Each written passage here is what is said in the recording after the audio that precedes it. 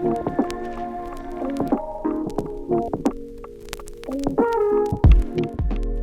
you doing today? Doing great. It's been a great summer. Give me the two highlights of your summer so far. Well, I call it the summer stack. I have 3 kids, almost 17, 14, and 7. And so I try to stack 2 weeks back to back where I'm basically not preaching and I have no responsibilities, no emails, no phone calls, no meetings, nothing. And then we did this one together. We did the 1 week in Montana. It was great, fly fishing with a bunch of leaders. That was great. And so did that, left on Sunday, flew back home on Friday, drove straight home, picked up the family, and went to the lake. We're lake people, not beach people. So went to the lake for a week and rented a boat and just chilled on the lake, and it was unbelievable. Didn't preach for 2 weeks in a row, which was awesome, not writing a sermon. I love to write sermons. I love to do all that stuff, but Who doesn't love a break? getting a little break was nice. So that would be the highlight, I think, as a whole. And then the second thing would be my oldest, Liam, he's big into football. So doing all the football, college camps. He's been crushing It's it been this cool. summer. It's been cool. It's been hot in Tennessee, but it's been awesome just to see him flourishing. I'm a proud dad. That's what I would say. I'm a There you proud go. dad. So it's been good. That's been the highlight. And the Odyssey was Fantastic. big. Yeah. So what about you? I would say the same. Our Montana trip was great. There's one moment on the Montana trip that was like, Core it memory. was core memory level. We were, they call it the Little Grand Canyon. And we were, 11 miles back in the Little Grand We need Canyon? to throw a picture up right here of I that know. because we got some great pictures. Yeah. Well, 11 miles back in this canyon after no cell phone service all week long. So you're fully disconnected. And then we hop out of the boat with our guide and he tells us to grab our fly fishing poles and we just start hiking and we go over this hill and it felt like this valley from like a movie. Like we're as backwoods Montana as you can No get. civilization anywhere. I was wondering while we were walking back there, I was like, when was the last time like a human was here right now? Like that was the kind of thought that I had. And then we went down to those streams and we're fly fishing, doing like the bow cast, like that, the bow and arrow cast, creeping up on fish in this tiny brook. And it was just like beautiful weather, great people, one of the most beautiful places I've ever been. It was awesome. Core memory for me on that was when we were walking through that stream. We got like chacos on and shorts, no shirts, fly rods, and I see 2 snakes cross I over forgot about your that. feet, and I go, "There's snakes by your feet." You go, "Where?" Panicked. It was cool. It was I'm awesome. glad I didn't see those or else I would have panicked. I was a little anxious and stressed after that moment, Yeah. up and down those creeks, but it was fun, man. It was awesome. I think every year we should just throw an invite out there to whatever Sidecar folks that are on the journey with us if they want to come. Well, we can say it now. We've done this trip in Montana, partnering with Refuge Foundation Yeah. for the past 5 years now. I've been going for Taking a 10 group of years, but 5 pastors. years with Sidecar. Yeah, 5 years with Sidecar.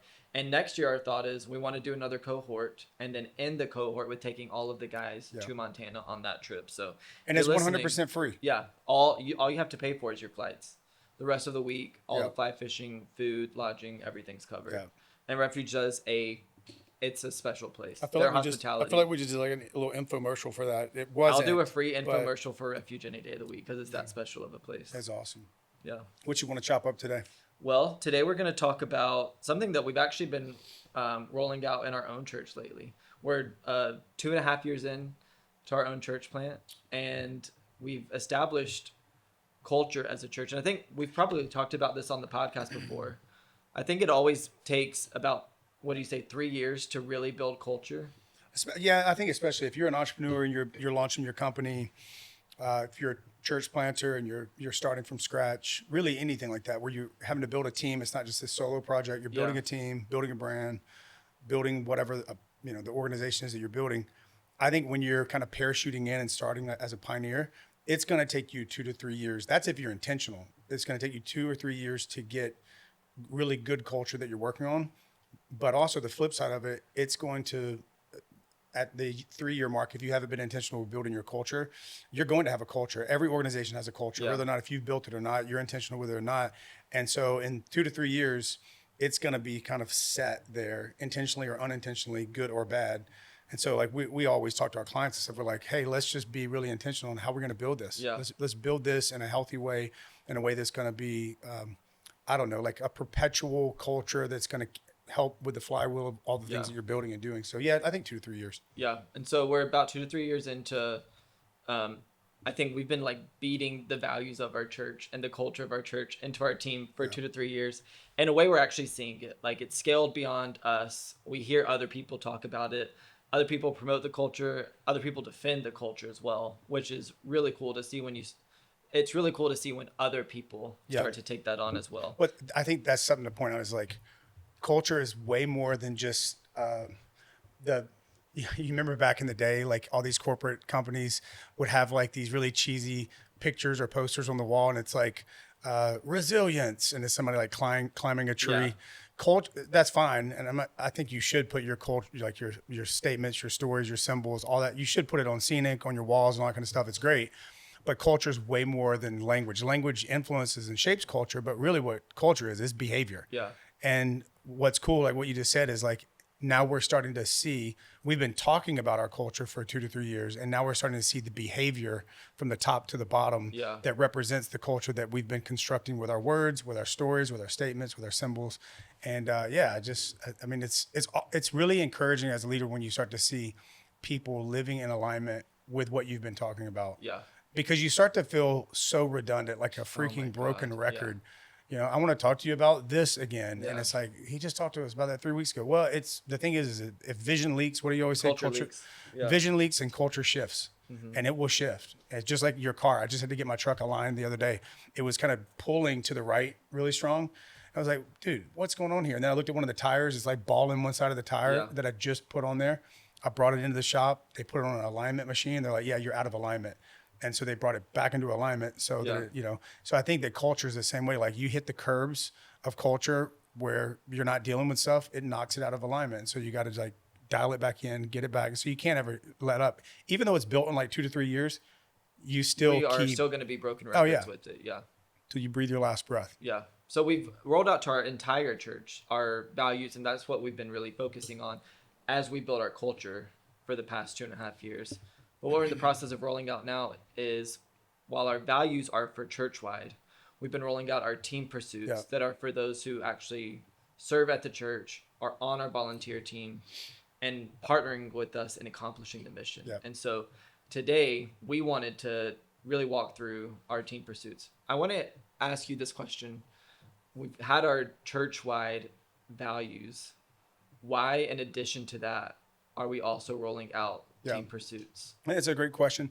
I think every organization should have a set of values. I think 5 to 7 max, really. I mean, you could get up to 10, but I think when you start having more, you're saying less. So say less so you can say more. And it makes it more portable. If it's more portable, people can run with it.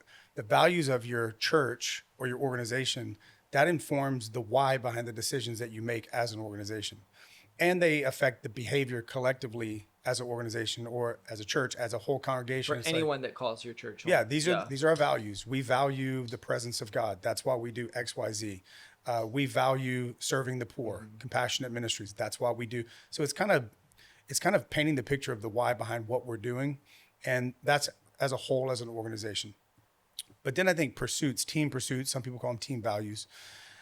Those pursuits / values, they shape the standards that we hold our team to, from the way that they behave, the way that and that sounds funny to say, the way they behave, the way that they act, the things they put into practice, the way that they execute ministry, execute leadership.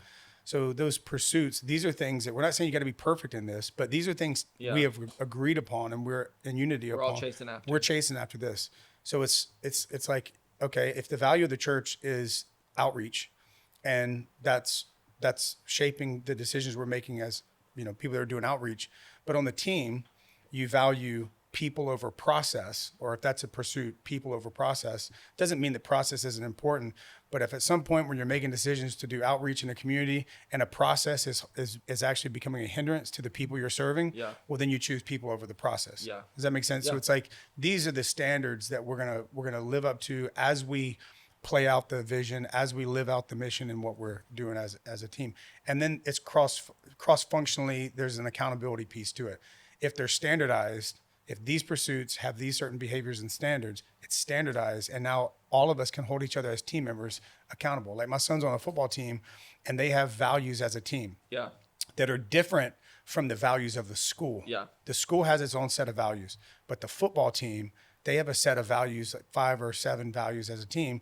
And what's cool is you see these 16, 17, 18-year-old boys without a coach on the field, and someone gets out of alignment to the standards we've all agreed upon that are based off the pursuits as teammates, then you see a 17-year-old or an 18-year-old looking down the line at a freshman saying, yo, that's not who we are. Yeah. And they don't say that's not what we do. They say that's not who we are. Yeah. Because that's really what it comes down to. It's the ethos of who you are as a team and how you operate together. Yeah. Yeah. That's great. And I think we've waited until this point to roll out our team pursuits. Yeah. Because as a new church, we wanted to make sure that we had the values of the church set across the church and the team. I don't think you have to do that. That's just what we chose. Yeah, it's what we chose. And then layer on the team pursuits after that. Yep. Rather than inundating everyone with values and pursuits at one time. We just wanted to slow roll it a little bit more to make it a little bit more clear. Yeah, it's really good.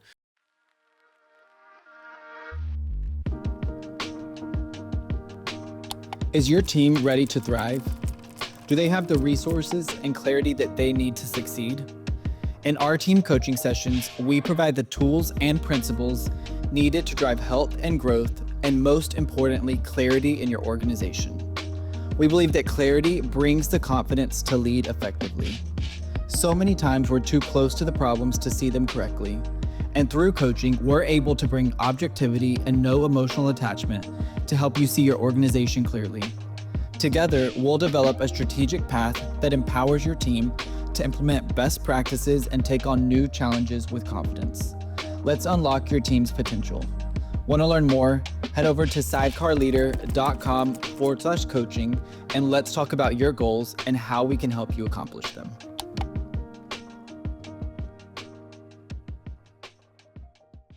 So for us, you didn't ask me the question, but I'll just go into it. Like, so I'm the senior pastor, a lead pastor. So I'm the one that's ultimately responsible for the vision of the church.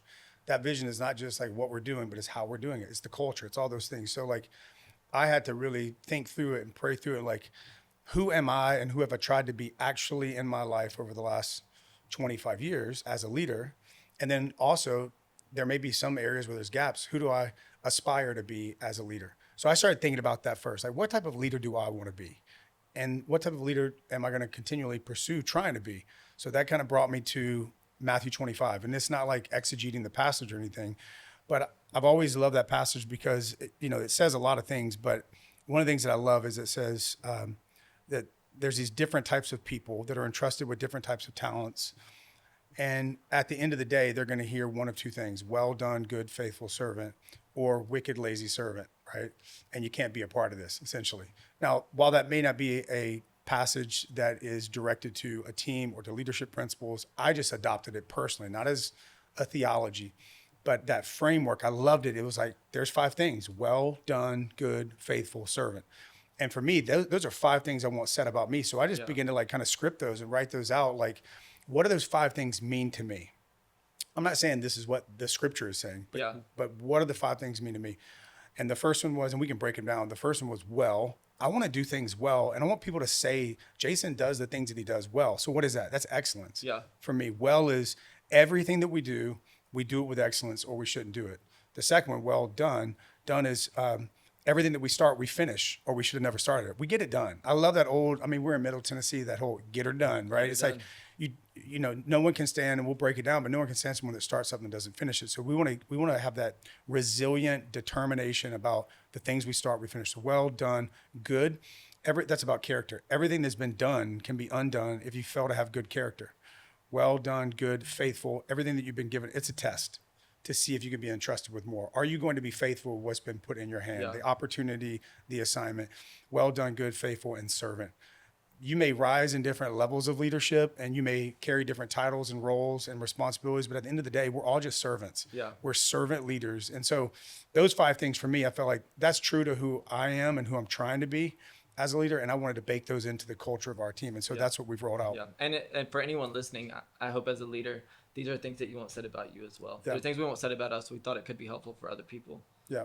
Let's break Yeah. it down a little bit. Let's break it down. Yeah. Well, so I mean, you talked about it. Everything we do with excellence. Yeah. I think excellence, maybe we can chop this up a little bit. It's one of those words that can be thrown around in church a lot. Yep.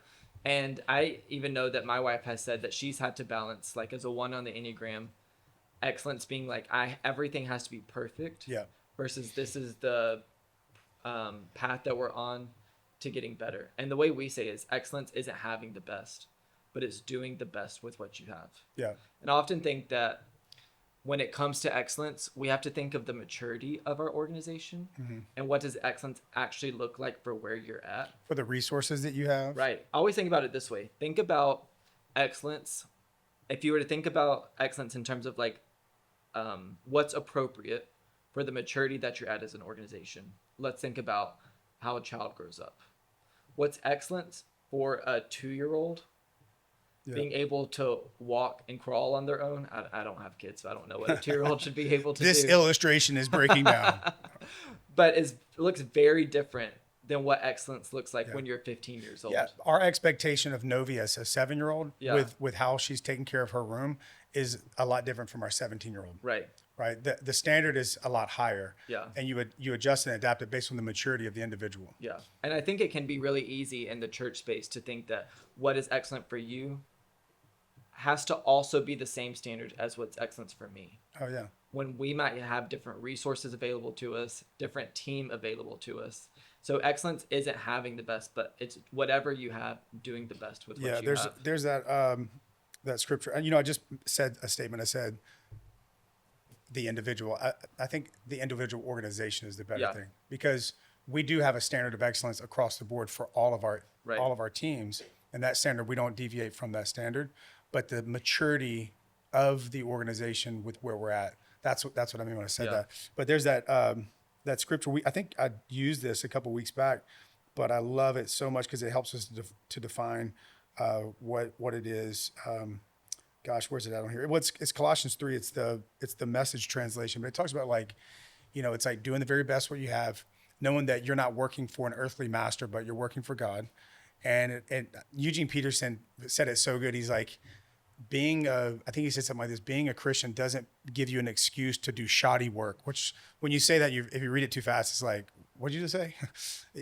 There's no excuse for you to do work below average or below standard, or I think he even says doing the least, or just doing the least that you can just to get by. Like, that's not excellence. And I think Christians, a lot of times, even in the art space, can create some of the crappiest art. Music, all clothes, fashion, whatever. It's like, oh my God, if I see another Christian t-shirt that looks like that, it's like, it's garbage. I'd never wear that. I actually think it should be just the opposite. Yeah. Christians should have the best art, the best music, the best whatever, because who we're working for ultimately. We're not working for people, we're working for God, and God deserves our very best. And I think that's what excellence is. It's like, I want to give the best that I can, and I want to do the best that I can with what I've been given, because I want to honor God and I want to inspire people, which, by the way, that's what excellence does. It honors God and it inspires people.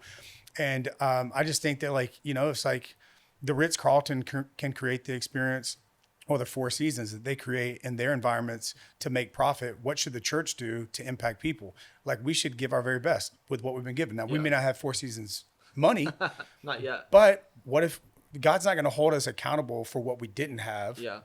What we did with what we didn't have. He's going to hold us accountable for what we did with what we did have, what he did entrust to us. And so excellence is looking at what you have, your resources, your talents, your skill, all that, and like constantly trying to make it better and do the best you can, because you want to honor God ultimately, and then you want to inspire people. Yeah. And so that's one of the things we try to bake into our team. And, it's like you said, it's not about perfection, but it is about progress. Mm-hmm. And excellence is, every time you do what you do, you always ask this question: how can I make it better? Yeah. Like, I think we owe that to ourselves. We owe it to God. We owe it to the people we're serving. We owe it to humanity, I think, to always look at what you're doing and how can I make it better? Like, don't just settle into something. Like, for me, I'm a public speaker. I am constantly thinking, how do I make that craft better? How do I hone that skill? Yeah. And so we're trying to get that into our team. Yeah. I think it can be easy for, especially as you look at like different church philosophies, like, well, Sunday mornings aren't about us putting on an excellent event. Yeah. It's about people encountering the presence of God. To which I would say they're not in competition with one another. No, not at I all. think that actually the more excellent we can be, we're able to remove distractions and make people feel comfortable to let their guard down Yeah. so that they can encounter the Right. presence of God. Right. Let's say you're a portable church and you're in an elementary school. You walk into the school, it's had smelly elementary kids in that school for 40 hours that week. And now you're supposed to turn it into a church. Well, Yeah. excellence is, I'll tell you the opposite of excellence is you just let it smell like a cafeteria and a wet Yeah. puppy dog. So then And then people come can't in. focus on the sermon. All they're thinking is it smells so bad. in Yeah, here. like the worship could be awesome, the Yeah. preaching could be awesome, but it's like, man, it smells like garbage in here. Yeah. Well, what if you could just think through the detail of we can buy diffusers and put them all through the place and make it smell better, take the trash cans out, like just thinking through those little Yeah. details. It's like, yeah, the devil's in the details, but also I think God's in the details. Yeah. If you look at the creation account, if you just look at the world, God is into the details. Look at the beauty that he's put all around us. And if we're the Imago Dei, we're made in the image of God, we should extract that creativity and that trying to have an excellent environment and experience for people, because that's the way I think God thinks. I mean, God did not have to make all the fish or the birds of the air as beautiful and creative as they are, but he did, and it inspires us. Yeah. And I think that's what we do as leaders and architects of environments. When we do the very best of what we have and we pour our whole heart into it, I think it inspires people. It does what you said. It makes people feel. There was a study actually about excellent environments when someone walks in, that it actually helps them to be at ease, Yeah. so that they can have a better experience. This is true in a restaurant, it's true in a hotel, Anywhere. and it's true in Yeah. a church. And so that's why we're trying to bake it in. And, Yeah. I will say this little caveat is like, I have been in church environments where excellence becomes an idol. Yeah. And it's like, that's the most important thing. And that's not what I'm saying. I'm saying it is an important thing, but it's not the only thing. Yeah. And the moment excellence, you become a slave to excellence and excellence is not a servant to you, then you've got it backwards. Yeah. So, I think you have to remember excellence is in service of people. yeah. So if we're actually valuing excellence over the people that we're serving, then we've gotten it wrong. Yeah. Yeah, that's good. I feel like we could talk about excellence for a long time because Okay. we're passionate Let's about keep it. So moving. we'll move on to the next one, Well which is done. done. Everything we start, we finish. You're so good at executing. I want you to kind of chop this up for a little bit. Well, what I love about this is 5 things you want said about you. This is what we want Jesus to say to us at the end of our lives. That what he doesn't say is well started, Yeah. good and faithful servant. He also doesn't say Well-intended. well intended, good and faithful servant. Yeah. And I think it can be very easy for us to judge ourselves by our intentions and other people by their actions. But what he says here is well done, good and faithful servant. Even as you think of Jesus, some of his last words as he hung on the cross, he doesn't say, I gave my best or I tried really hard. He says, it is done. It is finished. It is finished. The assignment that you gave to me, I saw it through all the way to completion. And I just think about, as you think about a team, the people that you can give something to and they do it without you needing to follow up and remind them 3 times, and then there's drama that comes with it, and it actually ends up being more work for you than them just doing it themselves. If Yeah. they can do it without the reminder and without the drama, who are you going to give more to next time? Yeah. That person. And I think it's not a coincidence, because I think that's how trust is built. And I think God and people promote folks who have this Yeah. spirit about them. And I think the principle that you always say is that completion precedes promotion. Yeah. That those who finish things and can actually take them and get them done without the follow-up, without the reminders, without the headspace on their leader, Yeah. those are the people that get promoted. I think it's true of the teams that we've built and the teams that I've been on as well. Yeah. I would say that I was on a coaching call with a new executive in an organization yesterday, actually. And she asked me, she said, what's some wisdom that you'd give a new executive that's green, that's just getting started, how I can serve underneath the person that's leading me, whatever. And I said, I talked for 30 minutes. I just did a run, not unprepared. But at the end of it, I said, bottom line, let me just give it to you. In your title is executive. Yeah. And I was like, at the end of the day, the role that you're in is demanding that you have the ability to execute. Yeah. And if you can't execute, if you can't get things done, then you're not in the right role. You're not in the right seat. Now, that is definitely true of an executive pastor, but I think that's true of a leader, of a team member. Like, man, we have to get some level of determination and grit. Like I love it when you talk about like in the military, when they hit a wall, what do they say? Scale the wall. When you hit a wall, when you're trying to accomplish something, you don't give up. You don't stop. You don't just go, oh, well, I guess it doesn't work out. You scale the wall. You figure out there's got to be a way to do this. Yeah. There's got to be a way. I've got to figure it out. We've got to get I creative. can't tell you how many walls we've scaled in our church planning journey so far. If you're starting a church, if you're starting a company, I mean, the people, anything, the room that we're in right now, this is a company. These guys that are around us over here, they have a company. I promise you, if you interview them, if we flip these cameras around, how many walls have you hit? They've hit walls. You're going to hit walls financially, like your economics. You're going to hit walls with a bad staff person, a bad experience, a bad whatever. What do? You just go, well, I guess this wasn't a good idea. Let's figure something else out. No, you figure out, how do we get this done? How do we make it happen?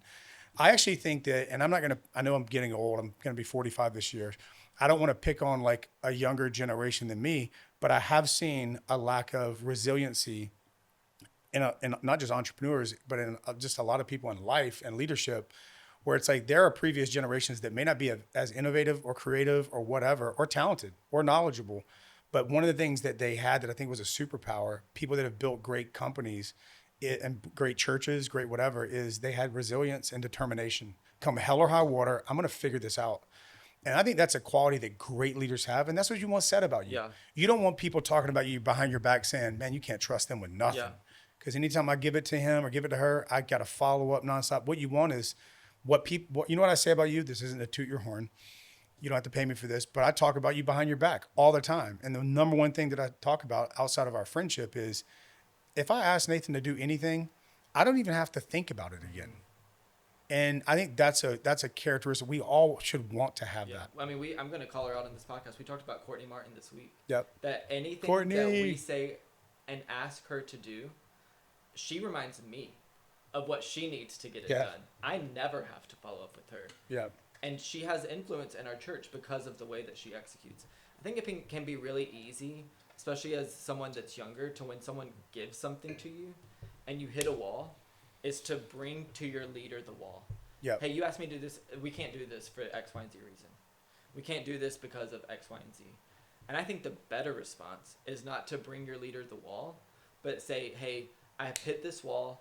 Here's 3 ways that we can scale it. Which one do you think we should do?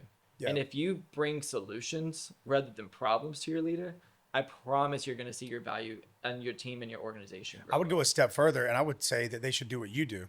When you hit a wall, you come to me with 3 options, but you don't even tell me to make the decision. You go, here's 3 options. You go, here's 3 options that I think we could do to scale this wall, but here's the one that I think is the best option. Yeah. And 10 times out of 10, I go, let's do it. Let's scale the wall, So I think that's great. So well done. Yeah. Good. Well, I just want to say this too. I think what I've always tried to, and I have not done this perfectly, but I think the goal that I've had within the teams that I've been a part of is to say, how can I be as high capacity and low maintenance as possible? Yeah, it's great. And I think that by embodying this, you're able to take so much off of your leader's plate and add to them so that they can focus on the things that only they can focus on. And if you do that, you're, again, I said it already, but your value in the organization will grow. You're probably getting promoted. Yeah, it's on the way. Probably. I should say a strong probably.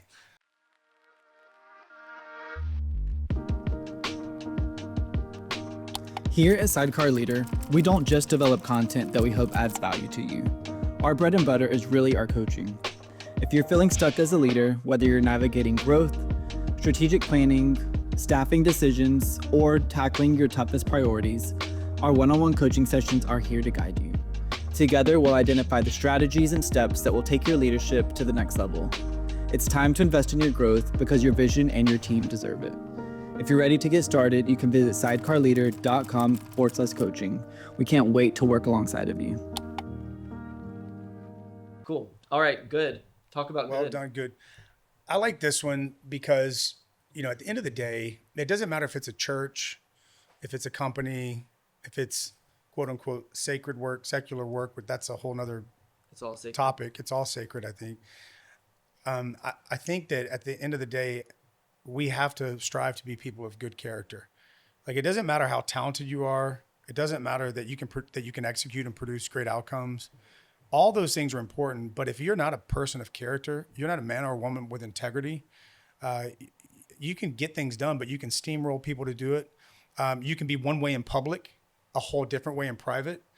And I think at the end of the day, like that's like what I say is like everything that's been done can be undone if you fail to have good character. And I think in the church, we need to hear that message probably more than ever, because there's been so many spiritual leaders that have gone off the rails, that have mishandled money, had affairs, done whatever, X, Y, Z. And these are spiritual people. Like, if anything, like spiritual leaders should be held at a higher level of, that standard of having good character. And so, I think about this, like I was in this class when I was in seminary, and it was on preaching. And the professor said, here's how we want to watch some sermons, and we're going to grade these sermons. And he gave us kind of a scorecard. It was like based on content, based on delivery, based on storytelling, based on exegeting a text, all this stuff.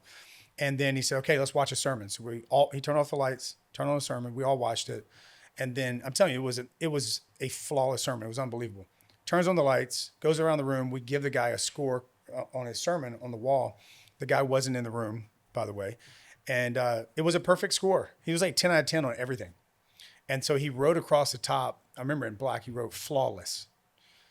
And then he turned out the lights, and then he played another video clip, which was the news from that denomination a week after that sermon we just graded was preached. And the news was that he had been in multiple affairs, that pastor, cheating on his wife, unfaithful to his wife. And the room went silent.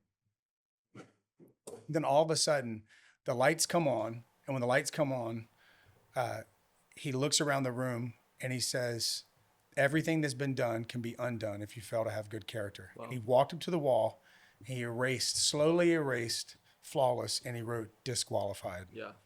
And I was like, man, now I'm not saying I agree or disagree with that, that methodology to get a point across, but I tell you what, that was 25 years ago, and it's marked me. And it just reminds me that, like, it doesn't matter how talented, skilled, or gifted you are. The most important thing about you is who you really are. Not what you do, but who you really are. And that's about character. We want to have good character. Yeah. So we want to call our team to live with integrity. Again, it's not about perfection. It's about progress.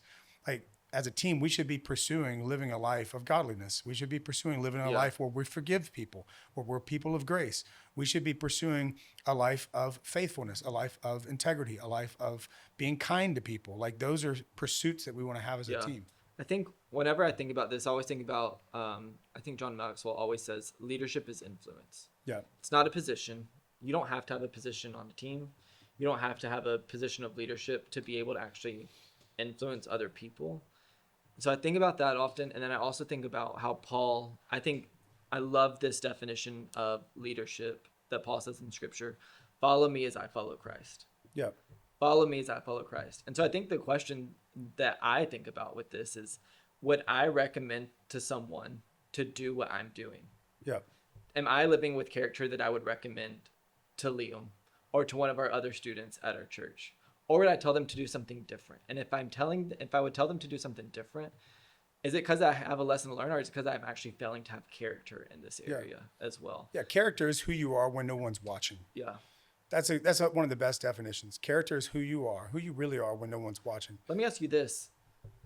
What would you say to, like, the leader who's listening to this right now and they know that there's an area of their life that maybe they have not lived up to the standard or pursued in? Like, what would your encouragement to them be? It's a great question. I always say this, your secrecy is your slavery.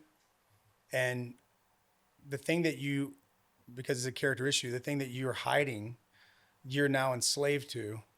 And it's a breach of your character. And by the way, eventually it will be exposed. Yeah. I've never seen a leader go I've seen leaders that after their death, I could name one right now, after their death, their secret was exposed. I think it's always going to be exposed. So the thing that you should do is your simple next step is, everyone doesn't need to know everything, but there should be someone that knows everything. And so as a leader, you need to find what I call a safe place to say dangerous things. And you need to bring that lack of integrity, breach of character, sin, whatever you want to call it, you need to bring that into a safe place where you can bring that out of the dark into the light. And that's where I think healing and freedom can start. Yeah. I think great counseling helps. I think having a spiritual director and a pastor that knows everything, you just like get it all out there, take off the proverbial mask and like, this is who I really am. And I think a safe space to say dangerous things doesn't mean that we say it to people who make us feel good about our sin. Yeah, oh, I struggle with that too. Or, I think, I deal with that too. because I think it is so easy to do that. So I don't think it means that a safe place is not the same as a place of no consequence. Yeah. I think a safe place is someone who's going to walk with you regardless of what the consequences of your actions are. I think of it like this. The people that I'm accountable to and that know everything about me, I have brothers and fathers. Brothers, what I've found is I will tell them everything, but I know because they're a brother, they probably struggle with some of those same things. And it is a safe place to be like, I'm broken, but I'm not that broken. I've got issues, but they've got issues too. So I'm human. They're human. So it's a safe place for me to go, it's okay to be human. But a father is different. Like a father figure for me is someone where if I tell them this dark place of my life, I have a little bit of like, I think it's healthy nervousness. Yeah. Not that they're going to make me feel shame, but they're going to make me feel the weight of it. Yeah. And those are two different things. Like you don't want to tell someone something and they make you feel guilty, condemned, and shame. I think that never produces good transformation and change. But if you do have someone that you respect and revere because they are men or women of consequence and character, then you should feel some level of like, because you know that they understand the weight of it and they're going to help you see the weight of it. Like if you continue in this pathway, you will destroy your marriage. You will destroy your relationship with your kids. You will lose your church or lose your organization.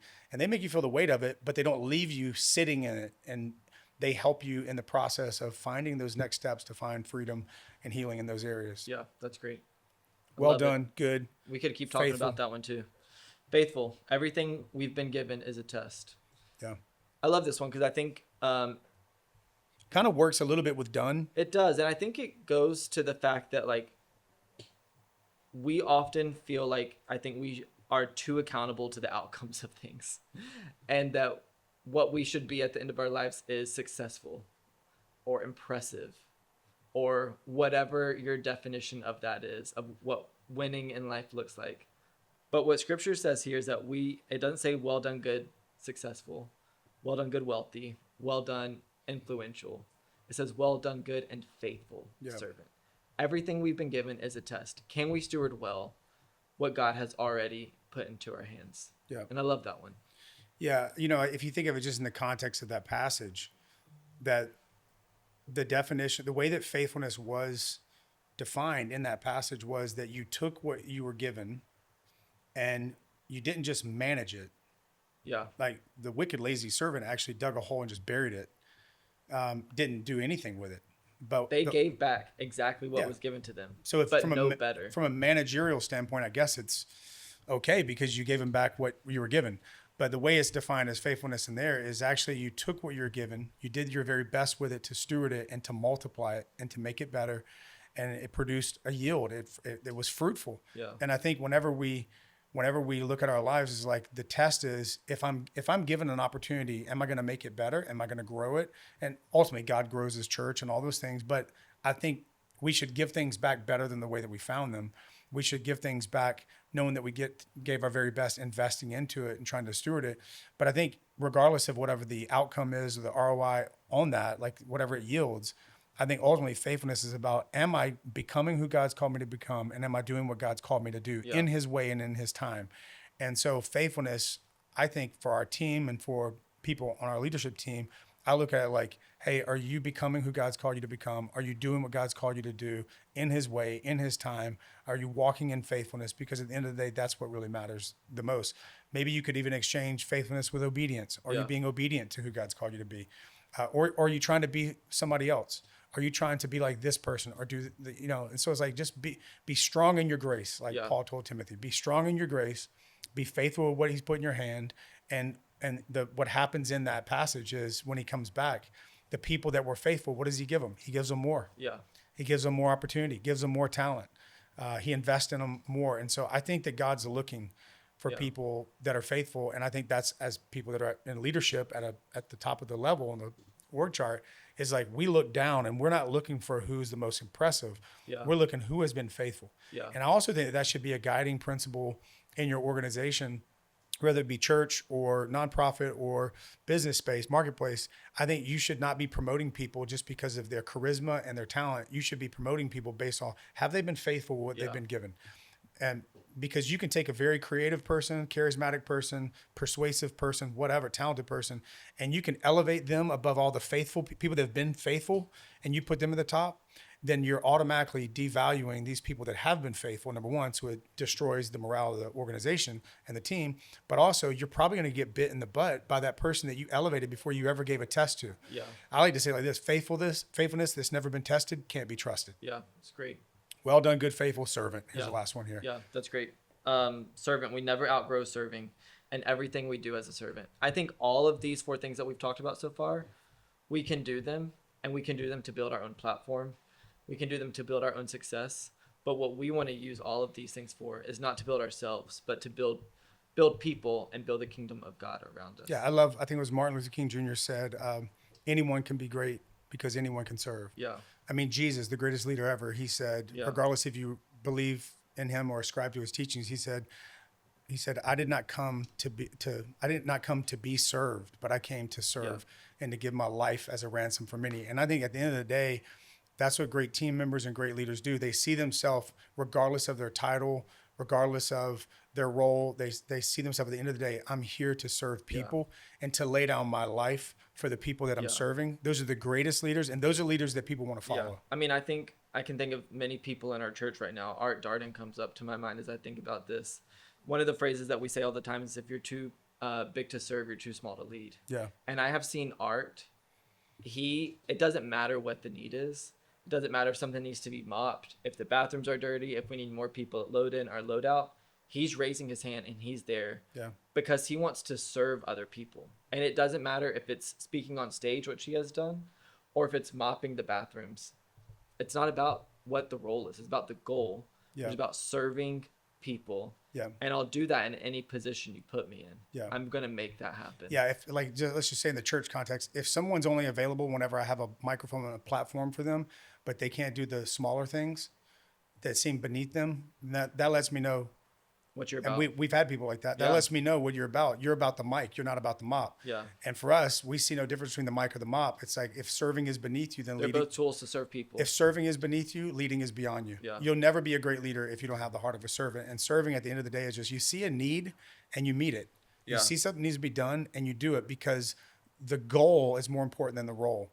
The vision and the mission is more important than my convenience and my comfort. Yeah. Right. So well done, good, faithful servant. 5 things you want said about you. I love it. Hey, real quick. I know a lot of times it can be easy to have something like this that you want to roll out to your team, but that you don't know how to do. So I just want to share real quick. Practically, we're rolling this out over the month of July. Every single Sunday, we're talking about one of these values to our team. Yep. We're celebrating this in a team member. And then in August, we're having a team night where we're doing basically this talk and rolling this out to our entire team. And then we're just going to be promoting it every week after that. I think the same thing that you mentioned, culture shifts. And so we've been hitting it every month, not just rolling it out at one time, assuming it sticks, but how can we get this in front of our team week in and week out? So whether it's this or something else that you're looking to roll out to your team, think through not just rolling it out once, but what's the ongoing way that you're going to continue to put it in front of them. It's great. Well done, good, faithful servant. Boom.